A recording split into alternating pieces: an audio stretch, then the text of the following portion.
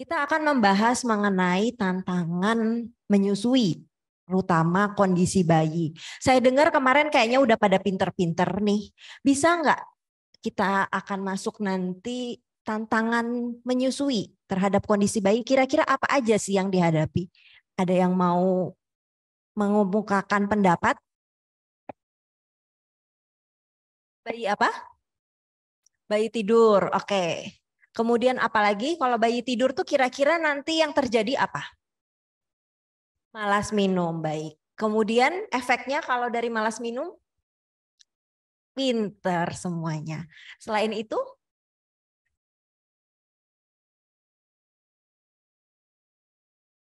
Kok rame-rame gak kedengeran? Bisa satu suara? Dehidrasi, oke. Ya, jadi yang akan kita bahas dari hari ini adalah penurunan berat badan. Betul sekali tadi ya, karena mungkin malas minum, kemudian kuning, dan juga hipoglikemi. Kita pertama akan bahas penurunan berat badan terlebih dahulu. Ini merupakan hal yang paling sering dihadapi saat bayi baru lahir. Kita lihat di sini masalah awal kehidupan, biasanya ibu baru, mereka selalu, dok nggak keluar nih ASI-nya. Gimana bayinya? Dimana bayinya cuma bisa nangis aja kan, belum bisa ngomong, sehingga mereka lebih panik, nggak ngerti maksud bayinya seperti apa. Sehingga akhirnya menyebabkan ibu mas, hormon oksitosinnya yang tadinya harusnya banyak, jadi turun, sehingga produksi ASI-nya juga menjadi turun. Dan ini akhirnya berpengaruh terhadap psikologis ibu. Oke, masalah berat badan yang turun ini biasanya dipengaruhi oleh dua kondisi kalau saya bilang ya. Yang pertama adalah dari masalah ibu. Masalah ibu yang sering adalah manajemen laktasi yang tidak baik. Manajemen laktasi yang tidak baik contohnya seperti apa?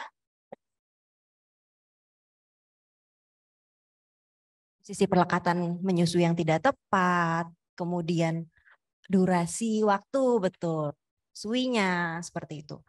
Dan yang kedua adalah tadi yang dokter bicarakan. Ini mungkin masalah dari bayinya. Gangguan metabolisme dari bayi tersebut, gangguan neurologi, dan yang tadi dokter Nani sebutkan adalah dehidrasi, hipernatremi yang mungkin nanti jadinya manifestasinya yaitu kejang. Oke, tanda bahaya berat badan bayi turun. Jadi kita berat badan bayi itu turun wajar, tetapi ada tanda bahaya yang perlu kita perhatikan. Kapan sih kita sudah mulai, oh ini sudah perlu waspada. Dibagi menjadi beberapa kelompok usia. Yang pertama adalah usia 10 hari.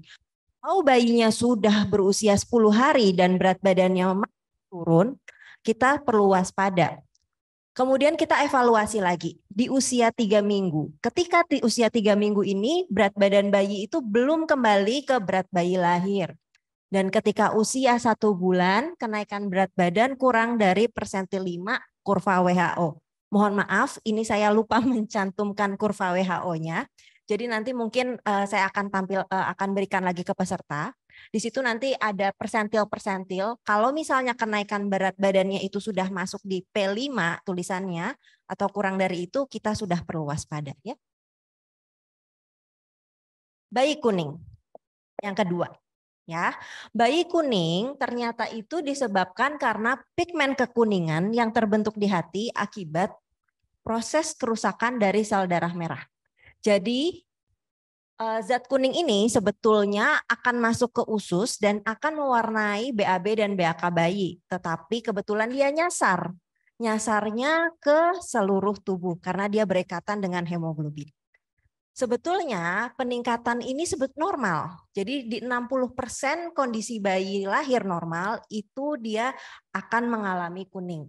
Dan 80% itu biasanya terjadi di bayi prematur. Berarti ini kita sudah mikir nih kalau nanti kita dapat bayi prematur, oh berarti ada kemungkinan bayi ini akan kuning. Kuning ini biasanya tuh gejalanya dari atas ke bawah atau sefalokaudal. Yang paling sering pertama adalah bagian kepala atau mata. Kemudian lama-lama dia turun sampai dengan kaki dan seluruh tubuh. Sehingga ini kita membagi berdasarkan Kramer namanya. Ya, ada Kramer 1 sampai dengan Kramer 5. Mungkin di sini sudah pada familiar ya dengan diagram ini.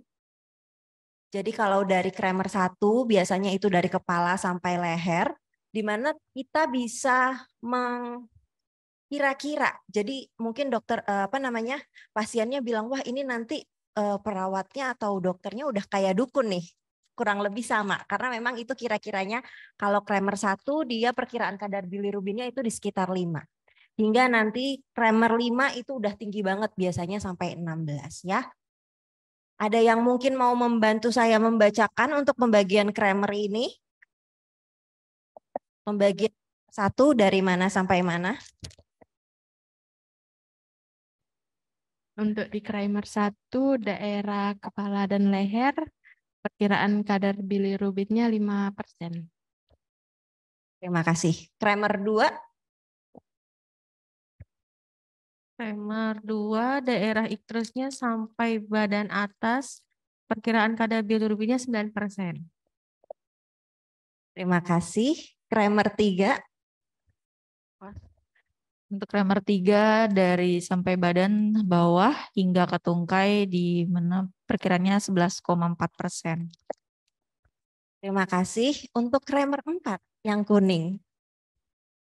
Untuk Kramer 4 sampai daerah lengan, kaki bawah, lutut 12,4%. Oke, dan Kramer 5 biasanya sudah di telapak kaki sampai dan juga telapak tangan. Hiperbilirubin. Di sini dikatakan hiperbilirubin apabila kadar bilirubin total serumnya itu lebih dari 5 mg per desiliter. Tetapi tidak semua yang lebih dari 5 mg per desiliter itu berbahaya dan harus kita fototerapi atau kita sinar.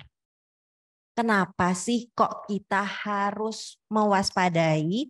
Karena apabila kadar hiperbilirubin ini terlalu tinggi, yang ditakutkan adalah terjadi komplikasi, yaitu ensefalopati dan juga kernicterus.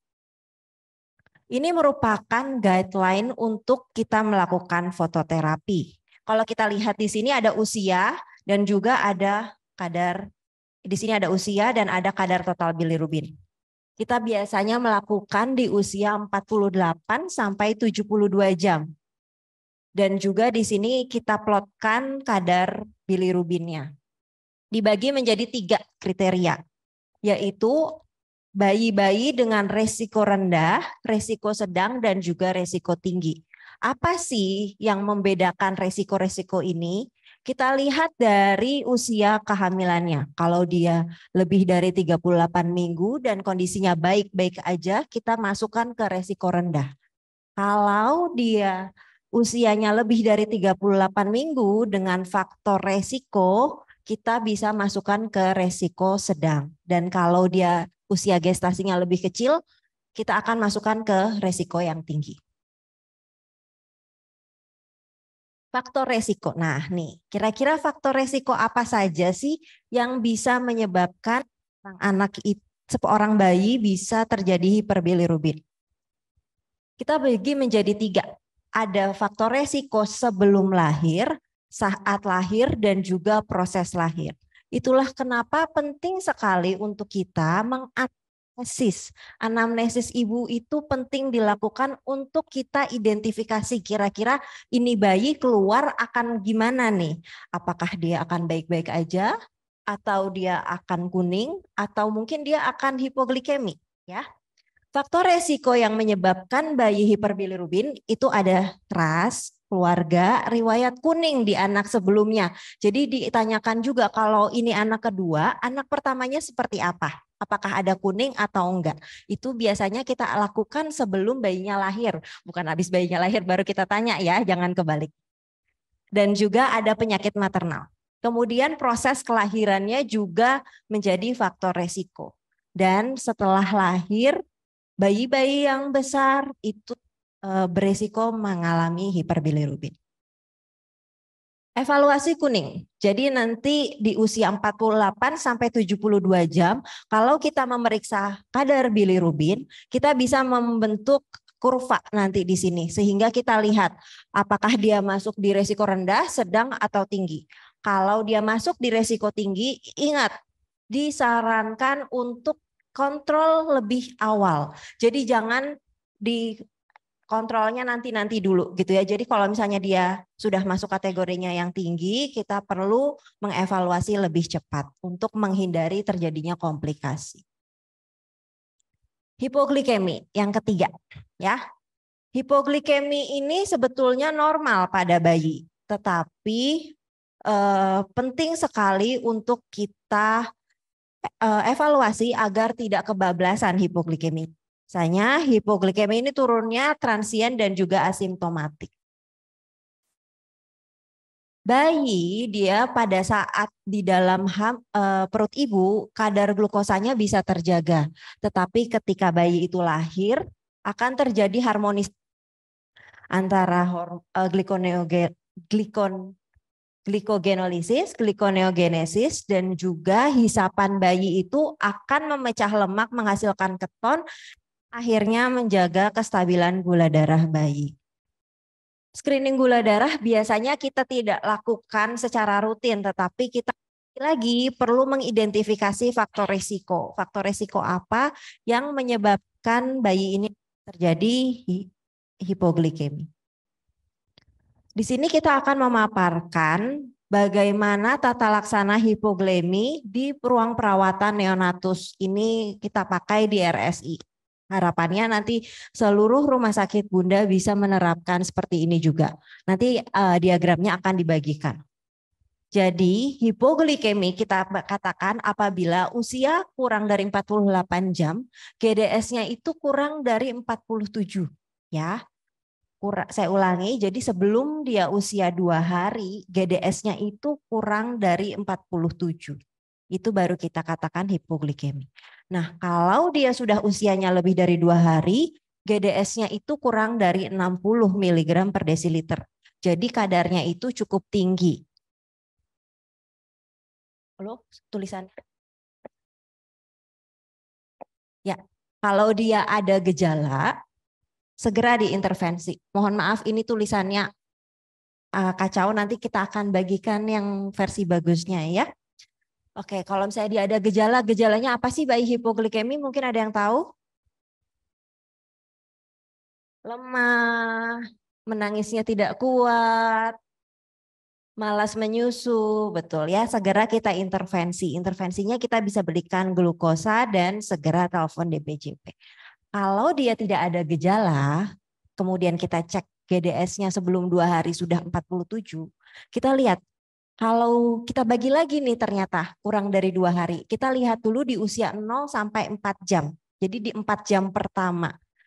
Kalau misalnya GDS-nya kurang dari 25 mg per desiliter, kita beri minum. Saya ulangin ya, kalau dia GDS-nya kurang dari 5 sebelum 4 jam, kita beri minum. Jadi tidak ada langsung berikan infus, kita tetap berikan minum. Pilihannya apa? Yang jawab? ASI, ya. Kalau nggak ada ASI, susu formula. Sebelumnya kita bisa coba berikan ASI perah. Jadi mungkin kalau misalnya ibunya di ruang sudah stabil atau mungkin di ruang misalnya masuk ICU, kita bisa bantu perah, ya. Baru pilihan ketiga adalah susu formula dan segera lapor DPJP. Ya. Kemudian setelah diberikan minum, apa yang kita lakukan? Cek ulang, betul. Kita cek ulang lagi di 1 jam setelah kita berikan minum. Kita cek ulang lagi apanya? GDS-nya. GDS-nya kalau masih tetap kurang dari 25 mg, baru kita pertimbangkan untuk pemberian dextrosa 10%. Dosisnya ada di bawah ya. Nah, kalau misalnya sudah 25 sampai 40, kita bisa tetap pertimbangkan beri minum lagi. Jadi ini lebih ke minum ya. Jadi untuk kita memberikan dextrosa kalau sudah betul-betul rendah. Kalau sudah stabil, kita bisa lanjutkan evaluasi. Nah, kalau dia sudah di 4 sampai 48 jam, yang terjadi juga sama, tetap kita berikan minum, ya. Berikan ASI, ASIP atau susu formula, sama tadi prosesnya, lapor dokter jaga dan juga evaluasi. Tetapi yang dibedakan adalah kadar gula darahnya. Kalau 4 jam pertama, kadar gula darah yang perlu kita perhatikan adalah kurang dari 25. Jadi jangan terburu-buru. Kalau sudah lewat 4 jam sampai 2 hari, kadar gula darahnya kurang dari 47, betul. Oke, kemudian kita evaluasi lagi setelah kita berikan minum dengan panduan kadar gula darahnya kurang dari 35, baru kita berikan dextrose. Nanti kalau misalnya sudah oke, kita lanjutkan pemeriksaan. Nah, tetapi kalau misalnya kadar gula darahnya ini kurang dari 47 mg di usia lebih dari 2 hari, kita perlu pertimbangkan untuk perawatan intensif. Kita perlu pikirkan bahwa apakah pasien ini ada kasus metabolik yang lain, ya. Jadi kita bisa melakukan perawatan di NICU. Oke, sudah selesai. Harapannya adalah jangan lupa untuk hitung berat badan bayi per hari, ya. Kemudian hiperbilirubin ini merupakan kasus yang paling sering bayi yang sudah pulang kemudian dirawat kembali, tetapi kita bisa cegah dengan manajemen laktasi yang baik. Dan yang terakhir adalah penurunan kadar gula darah itu normal, tetapi ada beberapa kegiatan seperti IMD, jaga kehangatan dan menyusui itu berperan penting untuk mencegah terjadinya hipoglikemi. Oke, sekian dari saya, terima kasih. Oh ya, Dokter Nanis mau menambahkan. Silakan dokter. Terima kasih. Sebenarnya ini saya komentar tentang kimia tadi ya. Ini algoritma yang khusus kita susun untuk RSIA awalnya, tapi ini kita ajukan untuk seluruh grup bunda, untuk teman-teman sejawat dokter anak seperti ini dengan melihat sarana dan prasarana yang ada di bunda. Silakan dilihat, mungkin bisa didiskusikan, tapi sampai saat ini kita sudah susun dan dari neonatologis dari RSIA sudah setuju. Mudah-mudahan teman yang lain dari grup yang lain, dari bunda yang lain bisa mengikuti. Kalau ada masukan silakan. Jadi sebetulnya tujuannya ini kita lihat dari beberapa literatur yang ada ya, dari sisi endokrin dan AAP dan juga dari neonatologis ya. Untuk menghindari kita agak overreacted terhadap kadar gula darah yang rendah, jadi tidak menghalangi juga agar nyusui tetap berlangsung. Jadi kadang kita lihat kadar gula darah yang udah panik duluan, udah langsung pasang infus sementara. Jadi untuk bayi-bayi yang asimptomatik kita harapkan mengikuti pola seperti ini. Gitu teman-teman.